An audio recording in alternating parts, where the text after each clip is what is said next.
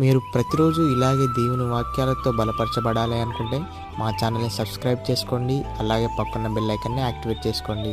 అలాగే మీ స్నేహితులకు, మీ సన్నిహితులకు మా ఈ ఛానల్ని షేర్ చేసి ప్రతిరోజు ప్రతిదినం దేవుని వాక్యాన్ని వారికి ప్రకటించుటకు సహాయం చేయండి.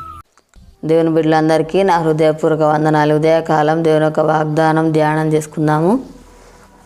1 యోహాను పత్రిక 2వ అధ్యాయం 17వ వచనము. దేవుని చిత్తమును జరిగించి వాడు నిరంతరం నిలుచును.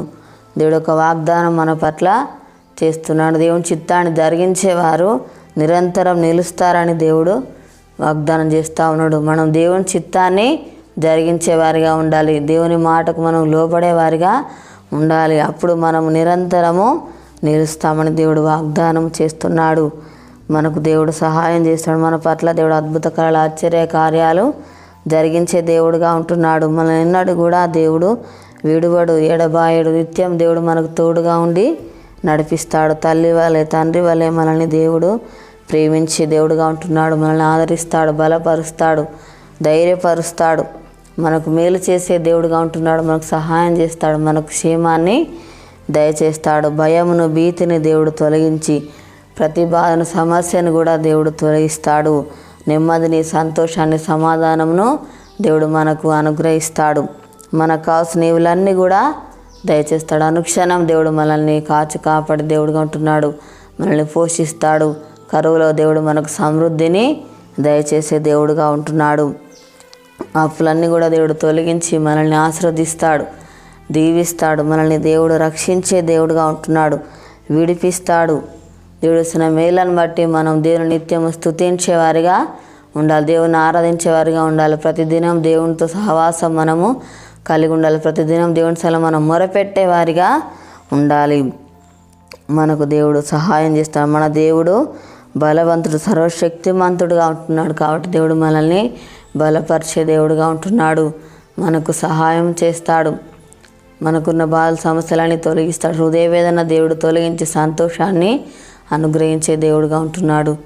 ప్రార్థన చేసుకుందాము. స్తోత్రం తండ్రి, పరిశుద్ధుడా, గొప్ప దేవానికి వందనాలు ప్రభా.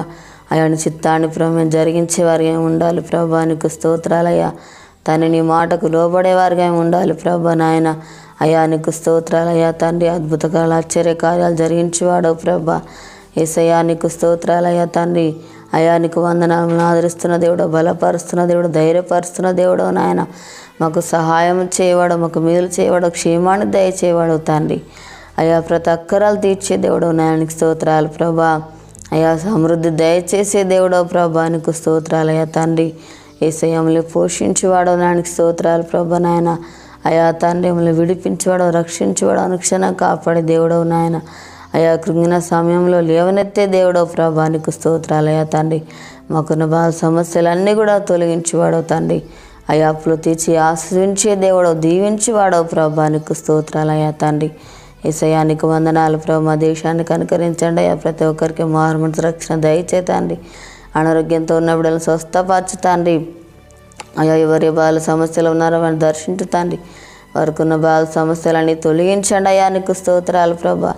తండ్రి అప్పులతో బాధపడుతున్న బిడ్డలను దర్శించిన వారికి ఉన్న అప్పులు తీర్చి ఆశ్రయించి దీవించిన నీకు స్తోత్రాలు ప్రభా. తన నీకు వందనాలయ్యా. కృప చూపయ్యా నీకు స్తోత్రాలయ్యా. ఒక వాగ్దానం నాయన ప్రతి ఒక్క జీవితాలలో నెరవేర్చి మాయ పొందమని యేసునామములో అడుగుచున్నాం తండ్రి, ఆమేన్. ఈ ఉదయకాల వాగ్దానం ఎత్తిపట్టి ప్రార్థనగా మన జీవితాలు అద్భుతకాలు జరిగిస్తాడు. పుట్టినరోజు జరుపుకున్న వారికి, పెళ్ళి జరుపుకున్న వారికి నా హృదయపూర్వక శుభాకాంక్షలు తెలియజేస్తున్నాను. దేవుడు మళ్ళీ దీవించునాక, ఆమేన్.